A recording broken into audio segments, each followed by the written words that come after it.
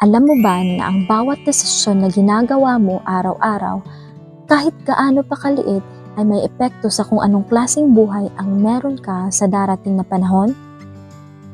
Ang tanong, pinipili mo ba ang tama para sa kinabukasan mo o hinahayaan mo lang na dalhin ka ng agos ng panahon? Well, simulan natin sa simpleng tanong.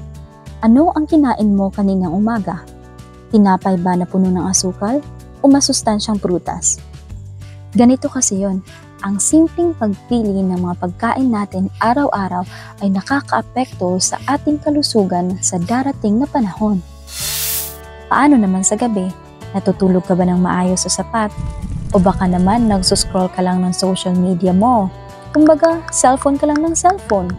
Kapag palaging puyat ang katawan mo, maaari itong magdulot ng pagod, stress, at pati na rin mga seryosong sakit sa hinaharap. At eto kung iniisip mo na ang pag-eehersisyo ay walang epekto ngayon, isipin mo na lang paano ito makakatulong sa'yo 10 years from now. Ang physical na aktibidad ay nakatutulong upang magkaroon tayo ng mas matibay na katawan at mas masiglang pag-iisip. Kung nandito ka na sa part ng video na ito, huwag kalimutang i-like, share, at mag-subscribe sa aking YouTube channel. At eto pa nga, paano naman ang pera mo? Ginagastos mo ba ito sa mga bagay na wala namang halaga o iniipon mo ito para sa mga bagay na magagamit mo sa hinaharap, kagaya na lang ng edukasyon o kaya negosyo? At ang pinakamahalaga sa lahat ay, ginagawa mo ba ang mga bagay na magdadala sa iyo sa mga pangarap mo? O baka naman inaaksaya mo lang ang oras mo sa mga bagay na wala namang kabuluhan? Ganito kasi yun, ang desisyon mo sa araw-araw ay parang maliliit na bato na bumubuo sa malaking tulay patungo sa hinaharap.